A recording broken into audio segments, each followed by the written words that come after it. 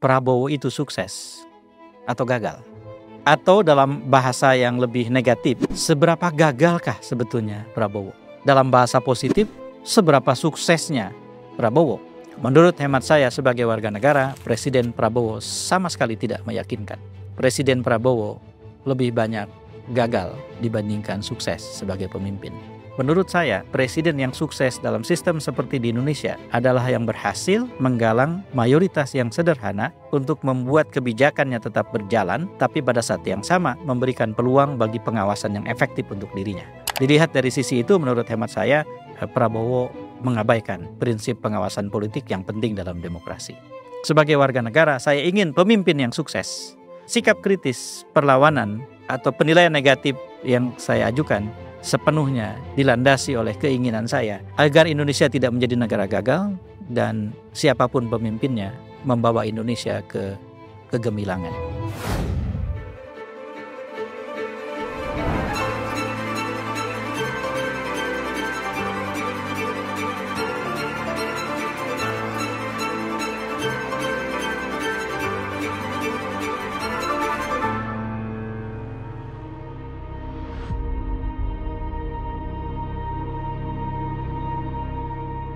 Assalamualaikum warahmatullahi wabarakatuh. Jumpa lagi dalam Keep Talking, Kang Eb bicara.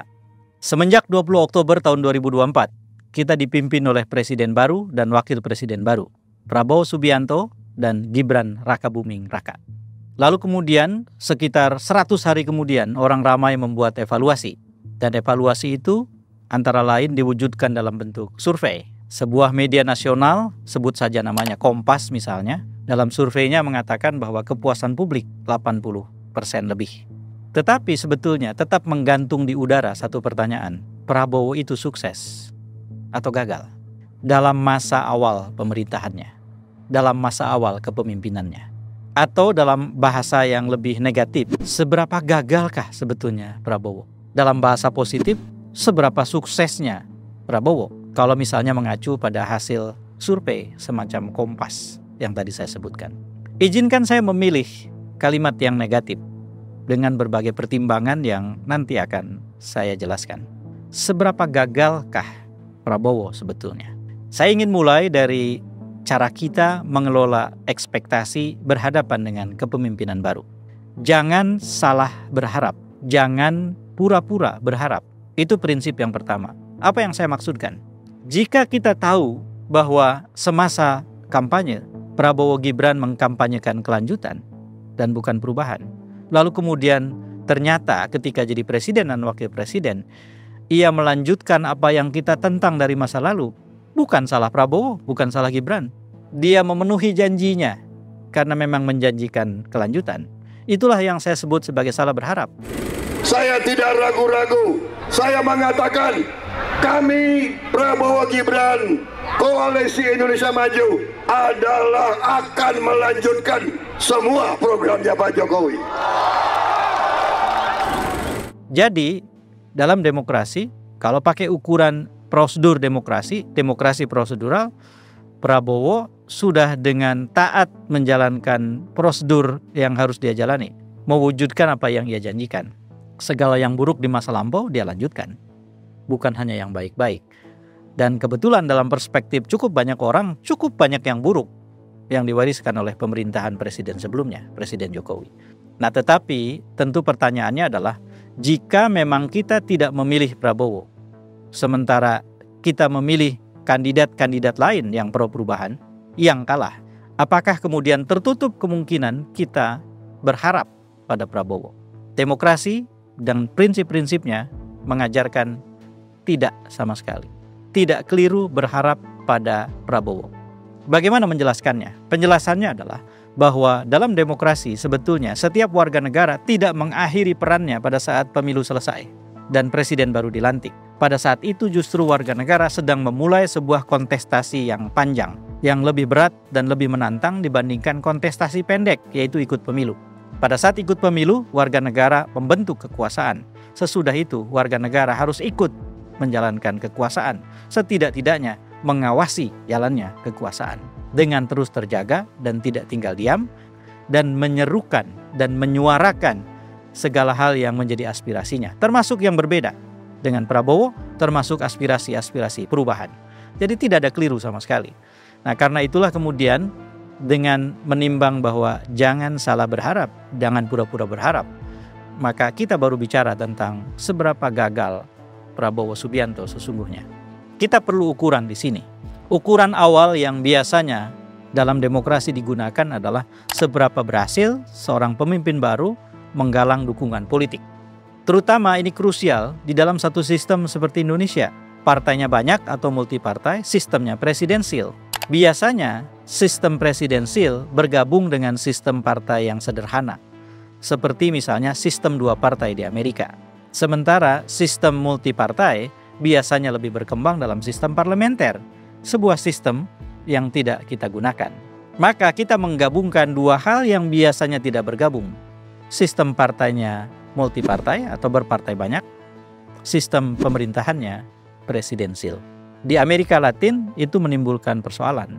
Persoalannya adalah ketika presiden tidak berhasil menggalang dukungan di parlemen yang cukup, maka presiden bisa mengalami kebuntuan kelembagaan, yaitu kebijakannya tertahan di parlemen yang tidak menyetujui. Maka dukungan politik adalah satu syarat yang penting untuk menilai keberhasilan pemimpin. Kalau kita lihat sepintas, Prabowo sukses besar dalam menggalang dukungan politik. Sebab hampir semua partai ada di dalam pemerintahannya. Hanya 2 partai saja yang punya kursi di DPR RI yang tidak ikut serta dalam kabinet Prabowo Subianto, PD Perjuangan dan Nasdem. Sementara sisanya yang lain ada dalam pemerintahan. Dan Prabowo membuat rekor baru karena jumlah persentase kursi yang mendukung pemerintahan yang ada di parlemen saat ini lebih tinggi dibandingkan dalam 2 periode pemerintahan Jokowi dan lebih tinggi dibandingkan dengan 2 periode pemerintahan SBY. Tetapi itu penglihatan sepintas. Demokrasi tidak melihat sepintas seperti itu. Dalam demokrasi, kepemimpinan yang kuat dalam menggalang dukungan politik kerap kali ditandai oleh keberhasilan menggalang simple majority, mayoritas sederhana yang ia butuhkan. Sementara sisanya yang lain dibiarkan menjadi kekuatan penyeimbang dalam politik, yang dalam sistem parlementer disebut dengan tegas sebagai oposisi.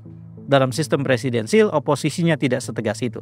Di dalam sistem parlementer, bahkan partai-partai yang tidak ikut serta pemerintahan biasanya menunjuk menteri-menteri bayangan, dan menteri-menteri bayangan itu bekerja menjadi sparring partner dari menteri-menteri kabinet pemerintahan yang menang pemilu. Presidensialisme tidak menganut sistem semacam itu, tetapi tetap diperlukan unsur pengawasan terhadap kekuasaan dengan kekuatan yang cukup. Dalam sistem di Amerika misalnya, balance of power atau keseimbangan kekuasaan itu sering menjadi kecenderungan yang terpolak dalam pemilu. Jika presidennya partai Demokrat, maka orang cenderung memilih calon-calon legislator dari Partai Republik, sehingga kemudian ada keseimbangan kekuasaan. Yaitu tidak terjadi dalam beberapa periode, termasuk dalam periode Donald Trump saat ini. Yang ingin saya katakan adalah, dalam bayangan saya sebagai warga negara, dan kita boleh berbeda pendapat, menurut saya, presiden yang sukses dalam sistem seperti di Indonesia adalah yang berhasil menggalang mayoritas yang sederhana untuk membuat kebijakannya tetap berjalan, tapi pada saat yang sama memberikan peluang bagi pengawasan yang efektif untuk dirinya. Dilihat dari sisi itu, menurut hemat saya, Prabowo mengabaikan prinsip pengawasan politik yang penting dalam demokrasi. Sekali lagi, ini dari perspektif saya. Dari perspektif yang lain, mungkin justru mengatakan bahwa Prabowo sangat sukses karena semua partai berhasil digalang. Sebetulnya, dalam politik di mana saja, pemenang itu dengan sangat mudah menggalang kekuatan yang lain. Berlaku prinsip menang itu banyak orang tuanya, gagal itu yatim piatu. Seperti semut dan gula, kekuasaan yang bekerja atas dasar kemenangan pemilu adalah gula. Maka semua kekuatan seperti semut akan mendekat. Yang kedua, manajemen pemerintahan. Gagal tidaknya seorang pemimpin dalam demokrasi diukur dari manajemen pemerintahan. Prabowo membuat eksperimen, yaitu dengan menggemukkan, membuat struktur organisasi pemerintahan yang besar. Kementerian diperluas, bahkan Menko saja, kementerian koordinator diperluas. Wakil-wakil menteri diisi sebagai pos-pos yang ada di hampir semua kementerian.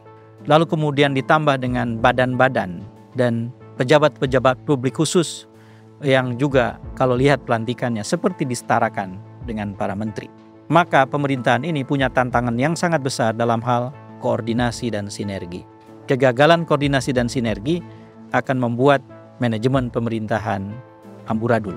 Dan kita tidak bisa melihat dari sekarang karena waktu terlalu pendek untuk menilai itu. Tetapi tanda-tanda bahwa kesulitan koordinasi dan sinergi sudah mulai terlihat. Dan apalagi kalau kemudian ada langkah-langkah yang tidak pantas dan tidak tepat dijalankan. Seperti misalnya, sejumlah ormas bersikap kritis terhadap industri. Alih-alih mengelola persoalan itu secara layak, Presiden menurut Pak Luhut Binsar Panjaitan memerintahkan agar tentara mengatasi dan melakukan sesuatu terhadap ormas-ormas yang mengganggu industri itu. Itu kekeliruan dalam manajemen pemerintahan. Kekeliruan-kekeliruan lain bisa kita jejerkan. Yang juga penting dalam soal manajemen pemerintahan ini adalah komunikasi publik. Pemerintahan harus seirama, menjadi orkestra yang tertata rapi, yang setiap orang mengacu pada partitur yang dibuat, dipimpin aransemennya oleh konduktor yang memimpin orkestra dengan cantik, melahirkan komunikasi publik yang membuat orang makin teryakinkan bahwa masa depan memang lebih baik, makin meyakinkan bahwa segala kebijakan yang dibuat oleh pemerintahan memang layak untuk didukung. Saya ambil contoh Danantara. Salah satu kekeliruan yang terjadi pada Danantara adalah tidak ada penggalangan komunikasi informasi ke publik yang cukup sejak awal, sehingga orang tidak terlalu paham. Termasuk saya sebagai warga negara mungkin bisa salah paham dalam beberapa hal. Dan karena itu kemudian justru respon pasar terhadap Danantara sungguh negatif. Dan tren itu belum membalik sampai dengan saat ini. Jadi manajemen pemerintahan ini merupakan sesuatu yang rumit. Dan menurut saya sampai dengan sekarang pemerintahan Prabowo belum memperlihatkan hal yang meyakinkan dalam kemampuannya memanage pemerintahan. Yang berikutnya, yang ketiga adalah sukses atau gagal dalam manajemen kebijakan. Kebijakan harus ditata dari hulu sampai ke hilir dengan layak. Ketika sebuah regulasi, revisi terhadap undang-undang dilakukan misalnya, maka revisi itu harus melibatkan publik dari sejak awal. Bukan seperti revisi undang-undang TNI yang terjadi sekarang. Ketika komunikasi baru mulai dibukakan aksesnya setelah semua partai politik dan kekuatan sepakat tentang isinya. Itu artinya publik dieksklusi, dikeluarkan dari pemangku kepentingan yang harus terlibat dari awal dalam membicarakan apa saja yang penting dalam revisi undang-undang itu. Ini bagian yang menurut saya gagal dalam manajemen kebijakan. Belum lagi kegagalan dalam bentuk yang lain. Danantara misalnya berpotensi untuk menjadi salah satu bukti kegagalan kebijakan jika tidak dikelola dengan baik. Sebab penjelasan sangat tidak terang benderang tentang aset yang dikelola Danantara. Kita baru tahu kemudian, ternyata perhitungan 14.000 triliun rupiah lebih itu termasuk menghitung aset. Jadi BUMN itu dihitung bukan hanya dividennya, bukan hanya dihitung uang yang bisa dikelola untuk investasi, tapi dihitung dengan seluruh asetnya. Wajar kalau kemudian muncul angka yang sungguh besar. Lalu kemudian jangan-jangan Danantara tidak punya dana yang cukup untuk operasikan dirinya dan untuk mengeksekusi berbagai rencana investasi yang mereka rancang. Kalau itu yang terjadi, Danantara tidak akan seperti yang dikampanyekan di awal dan dipidatokan oleh Presiden. Saya tentu tidak berharap kebijakan gagal. Saya tidak berharap Presiden saya gagal. Sebagai warga negara, saya bukan orang luar yang menonton. Sebagai warga negara, saya bagian dari perahu besar yang dinahkodai oleh sang Presiden. Tidak mungkin saya menginginkan perahu itu tenggelam, karena artinya menginginkan saya ikut mati di dalamnya. Saudara, itu tiga hal yang sangat penting: dukungan politik, manajemen pemerintahan, dan manajemen kebijakan. Ada soal keempat yang jadi ukuran sukses gagal seorang presiden atau pemimpin, yaitu dukungan publik. Saya kembali ke survei Kompas yang mengatakan bahwa tingkat kepuasan publik terhadap presiden 80% lebih. Bahkan Presiden Jokowi mengatakan bahwa ia sendiri tidak pernah menerima tingkat kepuasan setinggi itu dalam salah satu pidatonya, kalau tidak salah dalam ulang tahun Partai Gerindra. Yang ingin saya katakan adalah seringkali kita tidak membedakan antara data tentang kepuasan publik terhadap pemimpin dengan kepuasan publik terhadap keadaan mereka sehari-hari. Kepuasan publik terhadap pemimpin adalah cara kita menghargai orang yang bekerja. Di Indonesia rasanya orang masih cukup sopan untuk menghargai orang yang bekerja. Soal gagal atau berhasil, soal berapa waktu yang diperlukan dan masih tersisa adalah soal lain di luar diskusi itu. Yang seringkali terabaikan adalah seperti apa tingkat kepuasan orang atau publik terhadap keadaan mereka. Apakah harga kebutuhan pokok murah dan terjangkau? Apakah lapangan kerja tersedia dan mereka tidak sulit untuk mencarinya? Apakah keadaan ekonomi keluarga mereka baik dan membaik antar waktu? Apakah penghasilan mereka bertambah atau justru turun? Apakah keadaan lingkungan mereka mencemaskan atau membuat mereka optimis dan seterusnya? Ada banyak daftar pertanyaan yang bisa dibuat untuk mengukur seberapa puas orang terhadap keadaan. Saudara, ukuran terhadap itu yang sangat penting dan seringkali hilang dari banyak survei yang diadakan oleh sejumlah lembaga. Maka menurut hemat saya, dukungan publik adalah satu yang krusial saat ini. Gelombang demonstrasi dengan tagar Indonesia Gelap menunjukkan rendahnya dukungan publik. Kritik-kritik yang berkembang termasuk terhadap komunikasi publik pejabat negara kita yang buruk, baik itu kritik di media maupun di media sosial yang sangat ramai, itu menunjukkan dukungan publik yang juga bisa krisis. Jadi menurut hemat saya dalam soal ini Prabowo tidak meyakinkan. Dan yang terakhir adalah kepemimpinan. Kepemimpinan itu biasanya diukur dari beberapa ukuran penting. Satu, apakah pemimpin itu layak diteladani? Termasuk dalam kata-katanya. Kalau pemimpin berpidato dengan menggunakan kata yang tidak pantas untuk merespon kritik yang disampaikan kepadanya, dia kehilangan fungsi keteladanan. Pemimpin tidak meneladani. Jangan sampai kita pidato presiden atau pejabat negara itu harus ditandai di televisi dengan 18 tahun ke atas. Karena anak-anak sebaiknya tidak nonton, supaya tidak mencontoh cara yang buruk dalam berkata-kata atau berkomunikasi. Kan tidak begitu. Kalau dibikin karikatur, seperti itu kira-kira.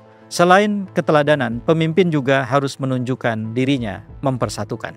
Pemimpin yang memecah belah adalah pemimpin yang gagal. Kepemimpinan yang berhasil adalah kepemimpinan yang mempersatukan. Kepemimpinan juga diukur sukses dan gagalnya dari sisi seberapa jauh dan tegas ia membela rakyat kecil. Rakyat kecil atau dalam bahasa statistik kelompok CDE yang dulu didefinisikan oleh BPS sebagai warga yang punya penghasilan per bulan 3 juta rupiah ke bawah. Itu adalah mayoritas dari rakyat Indonesia. Jika pemimpin tidak membela dan memihak mereka, artinya pemimpin itu mengabaikan rakyat sebetulnya dan melanjutkan dan memperbesar ketimpangan. Maka membela rakyat kecil adalah ukuran yang sangat penting. Dan yang terakhir dalam konteks Indonesia, kepemimpinan yang berhasil adalah anti KKN. Jika tidak anti KKN, saya pandang sebagai warga negara, sang pemimpin adalah pemimpin yang gagal dan akan membawa Indonesia menjadi negara yang gagal. Saudara, cukup panjang saya bicara karena tentu saja harus menjelaskan argumen saya. Menurut hemat saya sebagai warga negara, Presiden Prabowo sama sekali tidak meyakinkan. Presiden Prabowo lebih banyak gagal dibandingkan sukses sebagai pemimpin. Tentu saja kita bisa berbeda pendapat. Tentu saja Pak Prabowo bisa menganggap saya mengada-ngada. Tetapi saya menggunakan hak konstitusional saya untuk menilai berdasarkan apa yang saya lihat, yang saya rasakan, dan berdasarkan ukuran-ukuran yang memang tersedia. Itulah yang ingin saya katakan. Tetapi saudara, sebagai warga negara, saya tidak ingin presiden gagal. Sebagai warga negara, saya tidak ingin pemerintahan gagal.